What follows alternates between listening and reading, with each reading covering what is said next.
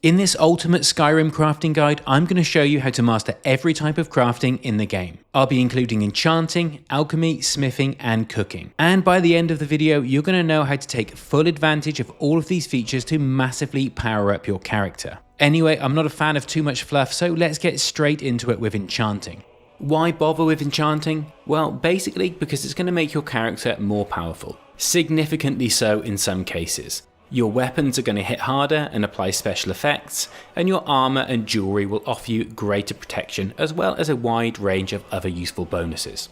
When you reach skill level 100, you're even able to add 2 enchantments to a single item, making it substantially more powerful. So it's well worth pursuing, especially if you want to play the game at higher difficulty levels. But how do you actually enchant an item? Well, first off, you're going to need to find an arcane enchanter, which is basically an enchanting station. And the easiest one to access early in the game is the one that you can find at this location within Dragon Reach Keep at Whiterun. Basically, enter the hall, walk towards the Jarl's throne and take a right, and in that room you'll find an enchanting station. To use the enchanting station, you're going to need 3 key things. Firstly, you're going to need an item to add an enchantment to. This could be a weapon or a piece of armour or jewellery. Secondly, you're going to need a filled soul gem, and finally you need a magic effect to apply to the item. Let's start by covering soul gems, as there's a good chance you already have 1 or more in your inventory by the time you reach Whiterun. Soul gems come in 5 standard varieties: petty, lesser, common, greater and grand. You can get both filled and unfilled gems from various vendors, or you can loot and steal them. The higher level the soul gem, the more powerful version of an enchantment you're going to be able to produce. There's a 6th variety called a black soul gem, and that can be used specifically to capture the soul of NPCs. And also there's an infinitely refillable soul gem called Azura's Star, or the Black Star. The version you get depends on the decision you make during the Black Star quest. Without going down that rabbit hole, Azura's Star is basically an infinitely refillable Grand Soul Gem, and the Black Star is an infinitely refillable Black Soul Gem. Oh, and it's worth noting that all Soul Gems aside from Azura's Star or the Black Star are single-use items. If you've got your hands on a filled Soul Gem of the appropriate size for the enchantment that you wish to make, then you're good to go. However, if you have an empty Soul Gem, then you're going to need to trap a soul inside it. To do so, you'll need to learn the Soul Trap spell, which requires you to be at least 25 skill in Conjuration, and for you to purchase the spell. Soul Trap is actually available for purchase from Farengar, who is conveniently located in the same room as the Arcane Enchanter within Dragon's Reach. Once you have the Soul Trap spell, you simply need to cast it on an enemy just before they die in order to trap their soul. For this to work, you need to make sure you have an appropriate level empty soul gem in your inventory for the trapped soul to fill. Basically, the more powerful the enemy, the more powerful the soul. If the soul gem you have is too small, it won't capture the soul. However, you can capture a less powerful soul in a higher level soul gem. This will happen if a lower level gem isn't available in your inventory. So watch out for this, because you don't want to pull out a grand soul gem for an enchantment and then find out that it only has a lesser soul in it. The game will always default to the most appropriate empty soul gem when you capture any given soul. So it makes sense to always keep a number of each type of soul gem in your inventory. You're also going to need a magical effect to apply to your item. And you can learn these effects by disenchanting the enchanted items that you loot during your adventures. To disenchant an item, you simply need to use the disenchantment option at the Arcane Enchanter, and you'll then have that magical effect available when creating your own enchanted items. If an item's greyed out, then you've already learned that magical effect. And if it doesn't appear in the list at all, it's one of the many items in the game that's not disenchantable. It's also important to note that disenchanting an item will permanently destroy it, so be careful. Once you have your filled soul gem and the spell effect that you want to apply, then you're ready to enchant your item. To do this, you first need to interact with the Arcane Enchanter, which will open the enchanting menu. You then need to select the item you wish to enchant. Following that, you need to select the magical effect that you want to apply to that item. Noting here that if the effect is greyed out, then that effect cannot be applied to that type of item. For example, you can't put a weapon effect on a piece of armour. If your item's a weapon, then you'll also need to use the slider to select the magnitude of the enchant. Basically, the more powerful you make the effect, the less charges the weapon will be able to hold. For non-weapon enchants, this step doesn't apply. Finally, you need to select a soul gem to use. If your item's a piece of armour or jewellery, then you'll notice that the magnitude of the enchant will increase as you select more powerful soul gems. Simple. However, if your item's a weapon, then the system is a little bit unintuitive. You might notice that as you move between the gems, it looks like nothing's really changing. The damage stays the same and the charge bar changes by what looks like a tiny amount. However, it's not a tiny amount, it's actually a massive impact to the number of charges that a weapon can hold. It's a bit awkward to preview the number of charges for each type of soul gem, as every time you select a different gem you have to go back and reselect the item to preview the maximum number of charges it can hold. For example, I'm now showing the difference between using a petty soul gem that's given me 15 charges of the shock enchantment for this bow with the slider maxed out, and now I'm showing a grand soul gem with the slider maxed out, which is going to give me 187 charges. This is an insane difference in how often you need to recharge your weapon. So basically, if you're going to be using that weapon, then it always makes sense to use the best soul gem you have available. Once you've done all of that, you simply need to select craft, and you have your enchanted item.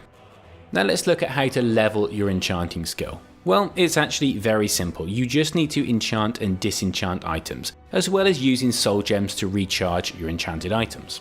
Of course, you can try to be optimal by googling some speed leveling techniques if you want, but the basic premise is as simple as that.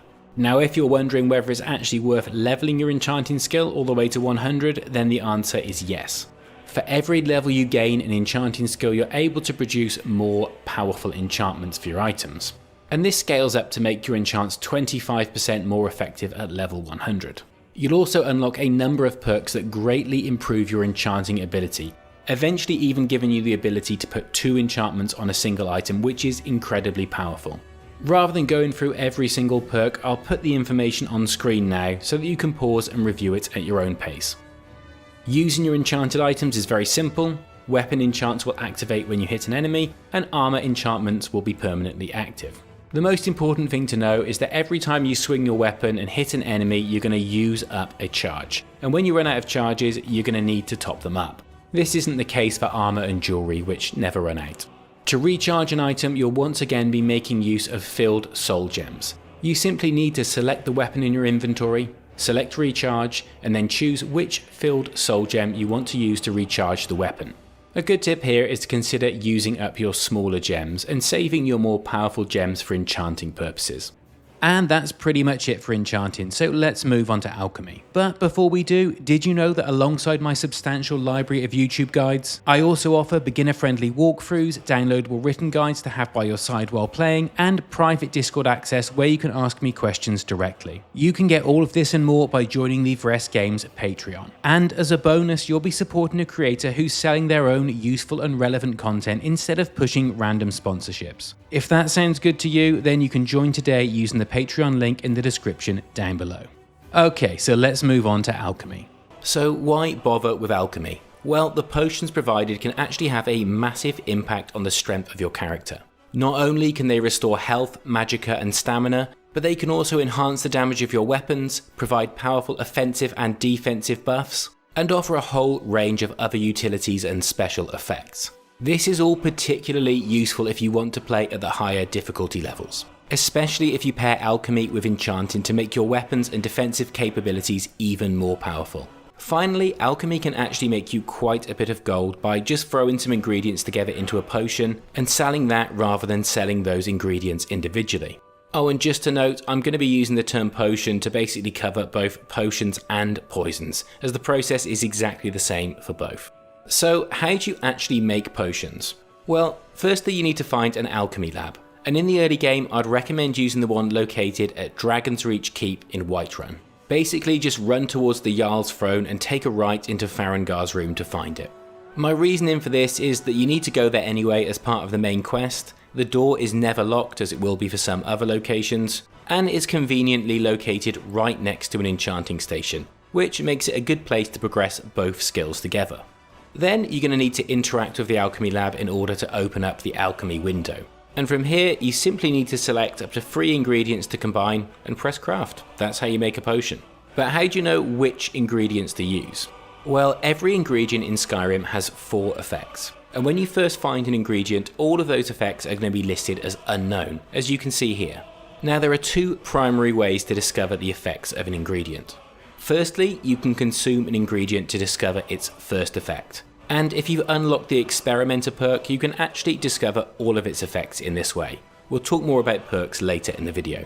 Secondly, you can experiment by mixing random ingredients at the alchemy lab and seeing which effects you discover.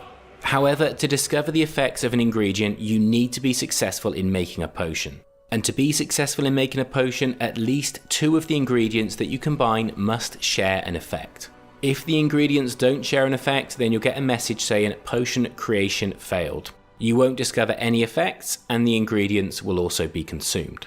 You'll notice though that once 2 ingredients have failed to combine into a potion, the next time you select one of those ingredients to add to a potion, the other will be greyed out. This is to indicate that the combination has failed previously, and it'll be greyed out regardless of if you've identified the effects of those ingredients or not. It's basically a useful indicator of what not to combine when experimenting, and it avoids you wasting further ingredients. If you make a successful combination and create a potion, you'll discover the effect that the ingredients share. And if there's more than one shared effect, then you'll discover all of the shared effects. Once you've discovered an effect, it'll be very clearly visible when you view the ingredient. And a filter will also be created within the alchemy window that you can click on to display ingredients that you have discovered that particular effect for.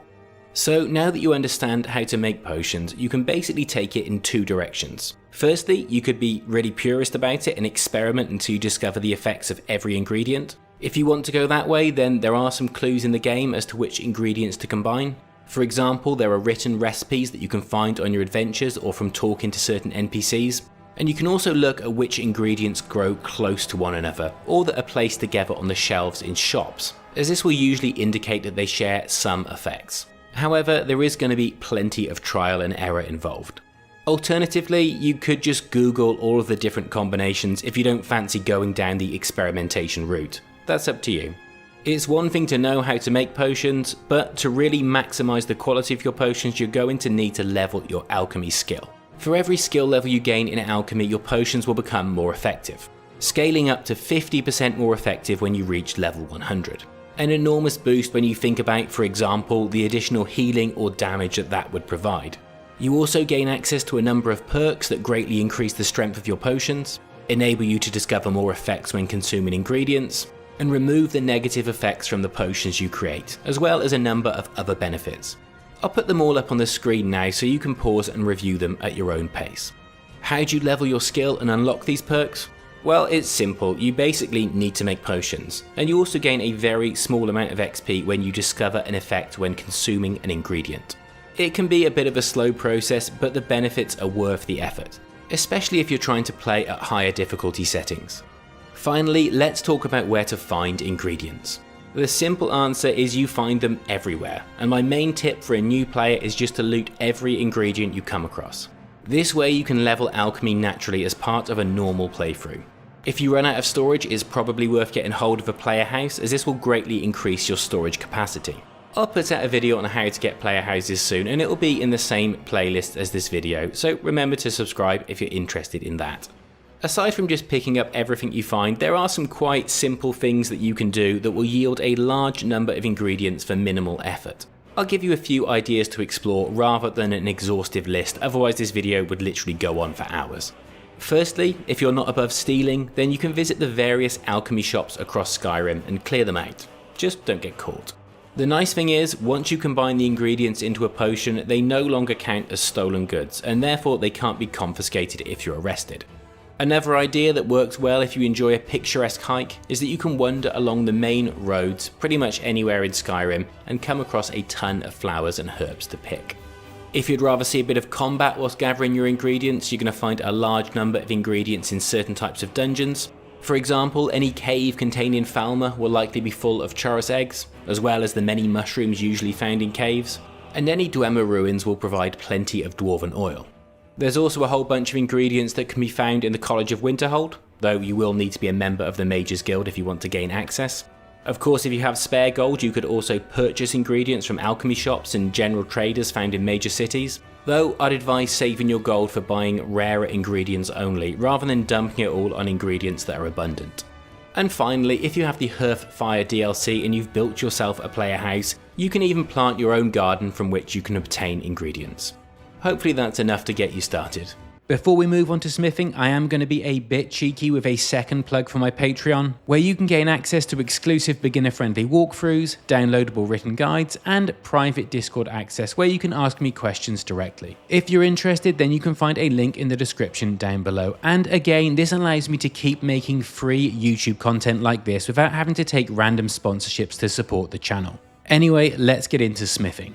So why bother with smithing in Skyrim? Well, basically because it will allow you to create some of the very best weapons and armour available in the entire game. This is particularly useful if you want to play at the higher difficulty levels, especially if you pair smithing with other skills such as enchanting and alchemy to really maximise the power of your character. So how do you actually make and upgrade items using smithing? Well, firstly, you're going to need to find the appropriate smithing equipment, which includes a grindstone, a workbench, and a forge or anvil.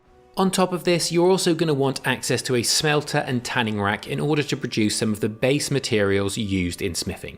I'd recommend using the equipment available just outside of War Maidens in Whiterun, which can be found at this location on the map. Whiterun's a place that you're going to be sent to very early in the game, and you'll find everything you need here, including the ability to sell the goods that you make to the proprietors of War Maidens. The only things that you can't accomplish with the equipment outside of War Maidens is the creation of crossbows, which were added with the Dawnguard DLC and require the use of Gunmar's Forge in Fort Dawnguard, as well as the creation of ancient Nord armour and Nord hero weapons, which require the Skyforge that can be unlocked by completing quests for the companions. I have a video in the same playlist as this one that will show you how to join every faction in the game, including the Dawnguard and the companions. Once you've located your smithing equipment, you're then going to need to use the appropriate equipment for the smithing task that you're looking to accomplish. To create items, you're going to need to interact with either a forge or an anvil, which both serve the exact same purpose.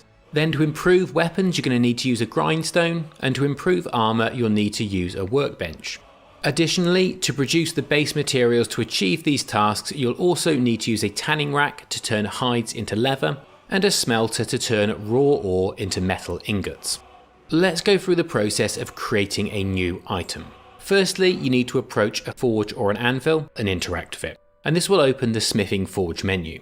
From here, you can select a category from the left hand side and find the item that you wish to create. Once you've selected an item, you'll see a preview of that item, as well as the materials required to craft it at the bottom of the screen. To unlock new categories of items, you're going to need to level your smithing skill and unlock the appropriate perks, which we'll cover in more detail in the final section of the video. But in very simple terms, there's basically a perk for each type of weapon and armour that you can create. The materials that you're going to need for smithing are largely going to be leather, metal ingots, and also gems when making jewellery.